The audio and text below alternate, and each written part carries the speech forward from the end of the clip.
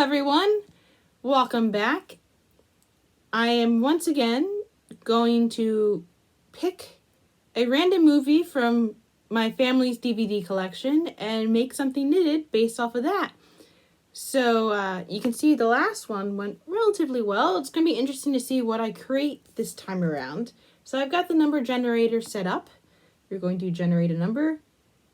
24. What is movie 24?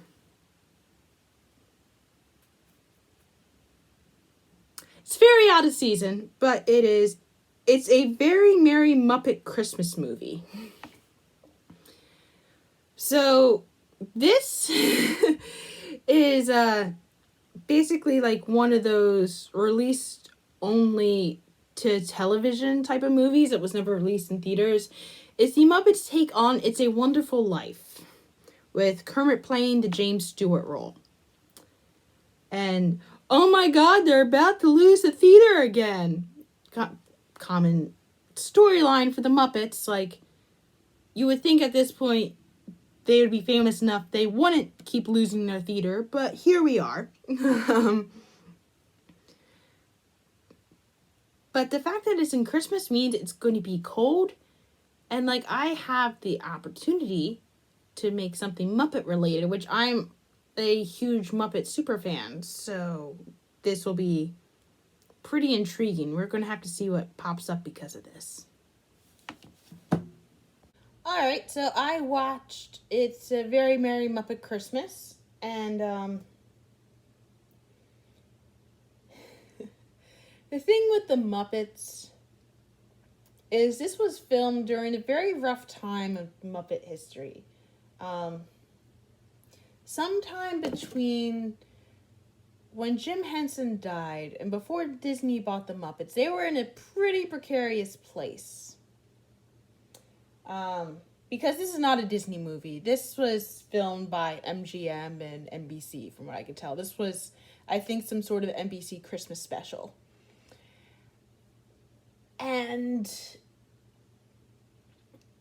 the quality of the Muppets' work between that time is significantly lower than the new Renaissance era of the Muppets, I would say, or the old Muppets, which I would say probably the last of the old movies barely would be Muppets from Space. And then probably the start of the Muppets movie would be The Muppets, where Jason Segel got it back started with a good movie. Which, thanks for that, man. But yeah, this was made during that time period where there wasn't a lot of money put into the Muppets, and it shows. I mean, it's still enjoyable to watch, but it's like there's basically a lot of celebrities and a lot of bad one-liners and the same old tired plot. It's making Kermit suicidal is a choice. Severe choice. Well, I guess that's what's going to happen if you're redoing It's a Wonderful Life.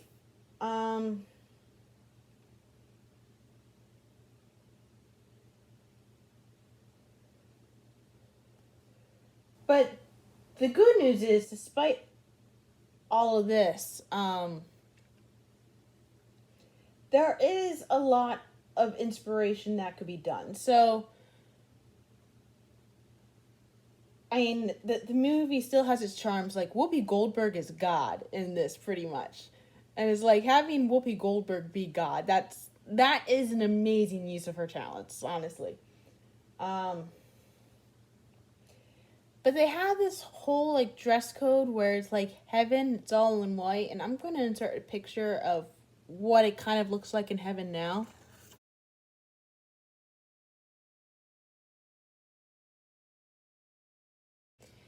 So you can see, like, they got a dress code. It's very similar to how it was with my Good Place outfit, but honestly, I don't think I want to commit to creating a whole outfit like that again. Especially since, I mean, I'm still working on it right now, and it's a lot. It's a lot. I think I'll have like my huge project thing for right now, but then also, they've got a villain in there, which I have to agree with Pepe the King Prawn. The villain is played by Joan Cusack, and she looks good in this. She's basically like a typical businesswoman, but thing is, she has like some insults she shouts out, and those insults, I think, are actually like something that could actually lead to creating like something viable. So she talks about flying pigs at one point.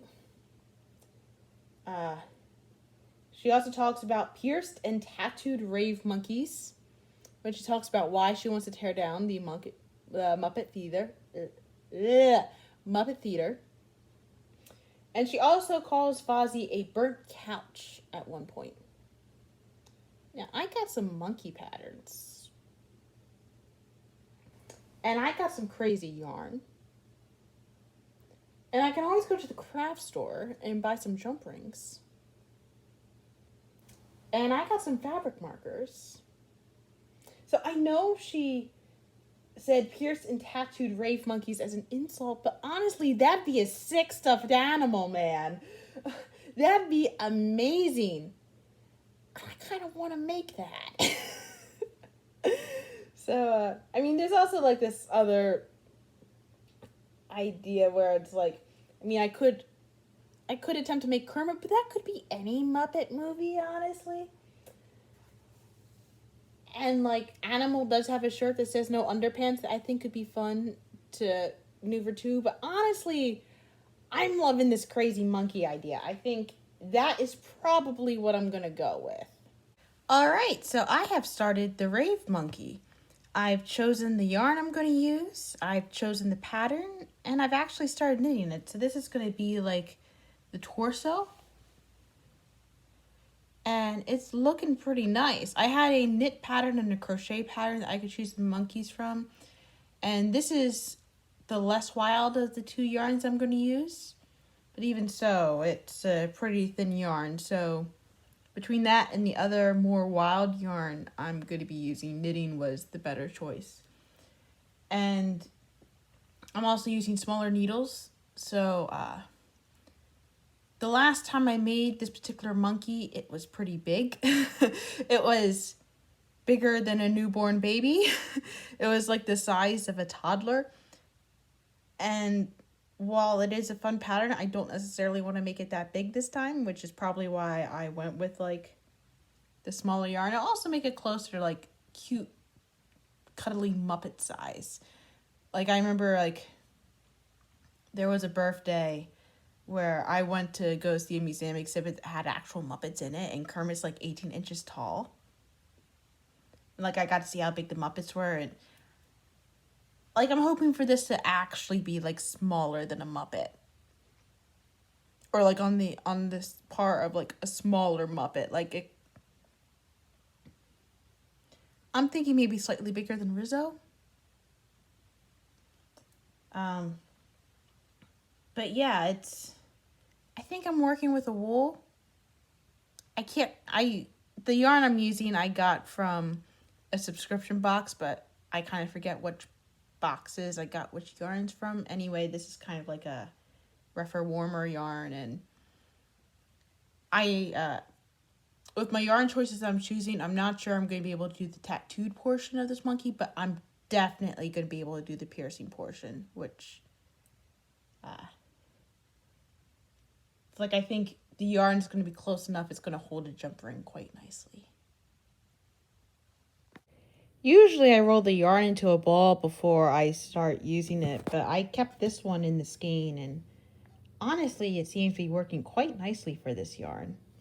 You also know yarn's a bit different when you find the end of the yarn taped down with Scotch tape. Alright, time for an update on the Rave Monkey. So I'm almost done the body. I literally got a couple more rows left. It would have been less if I wasn't watching it while being distracted with a YouTube video and therefore not paying attention to the instructions. Anyway, I'm really happy with how it turned out. So I added the second color, which is this really like furry yarn. I hope I'm not using it to lean on. Something just dropped. Anyway, I use like this really furry yarn. And it looks distinctly Muppet-like. Like, I wasn't really intending... It also looks like gritty. But I wasn't really intending it to turn out as well as it did. Like, I was just...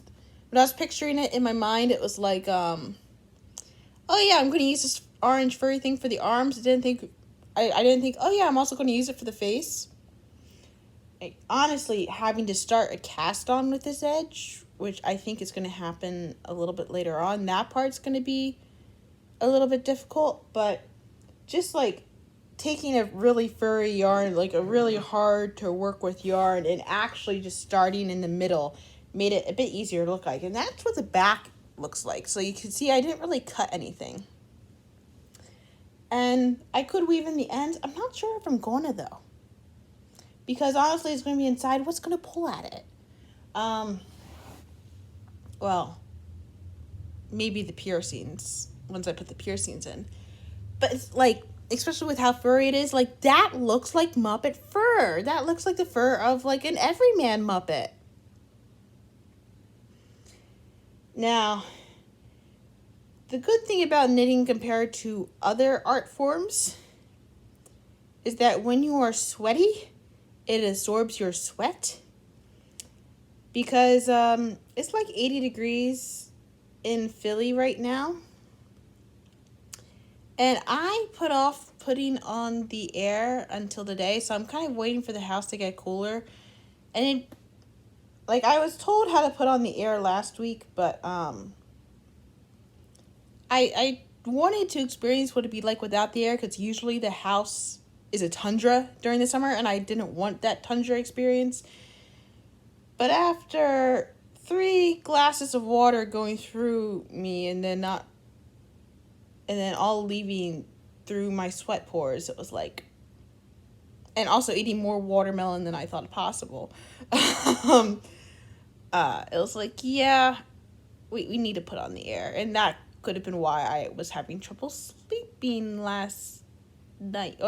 Not necessarily last night, during the day when I'm supposed to sleep. Because I have a nocturnal job. Anyway, yeah, this is how it's going. And the colors go really well together. Like, it's a nice contrast. Probably because they're very close to being complementary colors. Like, both green and orange are secondary colors, so you need to mix primary colors to get them. And usually complementary colors are like one primary color and one, like, a secondary color. But this is so close, like, this is close enough to red with, like, the contrast is so good here that it works. Now, I am not thrilled with how the Antarctica is, like, the yarns are all different widths, so the tension's a little bit off on the face, but who's going to notice? You guys probably aren't going to notice unless I told you, which I just did. Yeah, sorry, I'm just, like, really hot right now. And honestly, I could say, like, someone write a song about how hot it is, but that song's already been written. It's the opening song to 76, where literally the ending part is, like, it's hot as hell in Philadelphia. Yeah, it's hot. Yeah, I did some shaping on this part, but you can't really tell because of the fur. I think it's going to, like, show up a little bit more once I stuff it. And I'm just going to stop rambling for a moment and maybe work on it a little bit more. All right.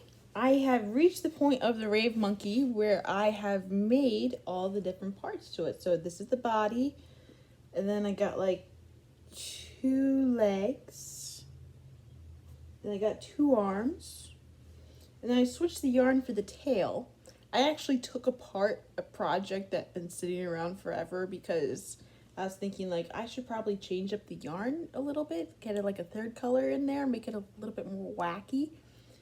And I was thinking like, oh, I had this skein, and then it turns out the skein was gone for months because it was wrapped up with another project. And I got some ears. So I have 1 ear here, and I have another ear somewhere. I know I made 2. But yeah, now I get the fun task of having to sew it all together. And I was, towards the end of making the arm, I was playing a game of Yarn Chicken. And considering this was how much I had left, I just barely won that game of Yarn Chicken. So I'm very, very thrilled with the results of that. And also earlier today, Mom had me go looking in her old jewelry collection to see like if there were jump rings, and I actually found some jump rings and a couple things to like pierce the monkey with. Not as much as I would like. I probably still have to visit the craft store, but it's a good start. The Rave Monkey is completely knitted, and it is sewn together, and I am so excited about it. I mean, look at this thing. So I got the ears. You can see the ears have like this purpley yarn, and it's got the purple tail, and it's like super furry. It's super soft and cuddly. And oh my gosh, it looks like such a Muppet. It looks like a character out of a Dr. Seuss novel. But there's one part of the description that I haven't done yet that needs to happen. And it is, I need to pierce this monkey. So, first I rated both Mom's and my, like, beaded collections. Like, she had some jump rings for me to use. And if I can get some stuff out of here. Ooh. This would have been, like, nice for me to somewhat prepare ahead of time. But, okay. So she had, like, this nice set of hoops that apparently were my grandmother's. I was like, oh, this is adorable. I kind of wish I knew about these back when I had pierced ears, but And then I had this type of bead. And my mom had this pendant. And she had, like, this star charm. And I took a key off of my diary.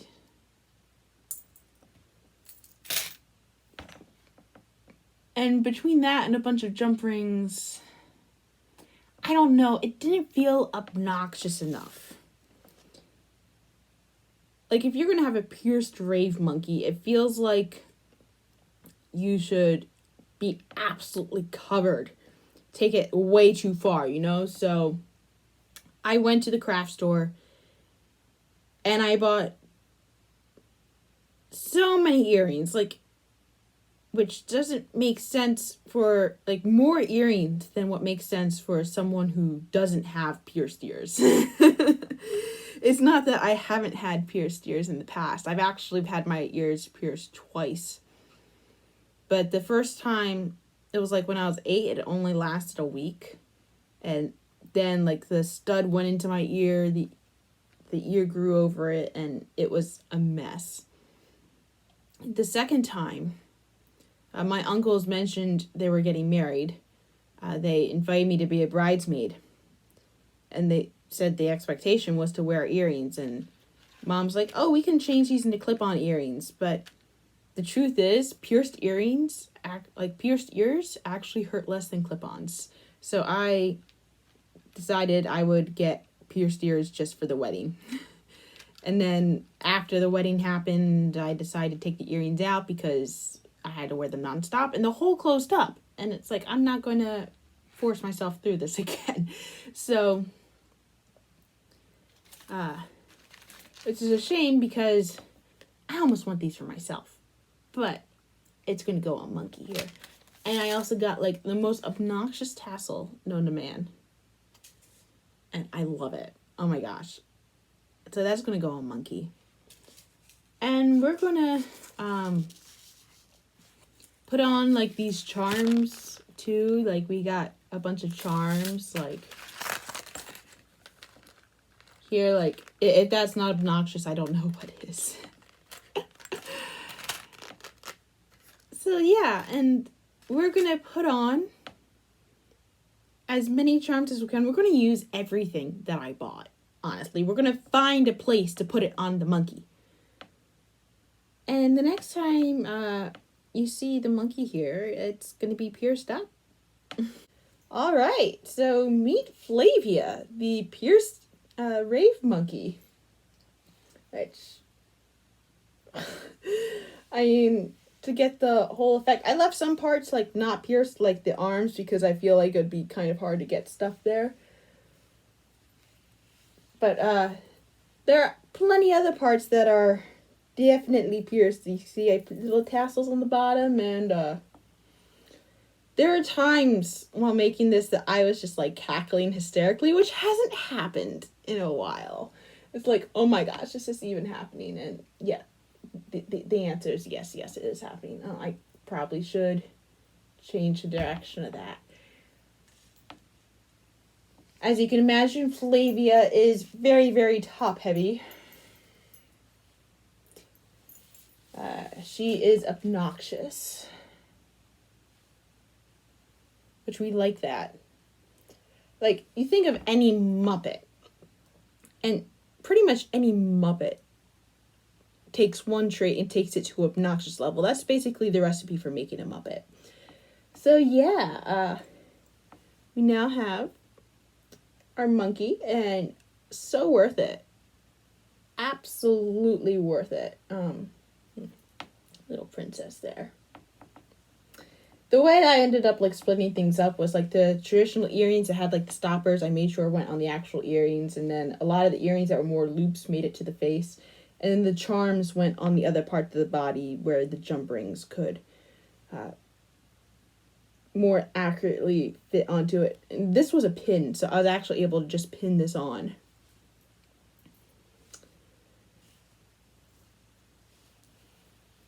So yeah, that was today's entertainment. Have a nice day.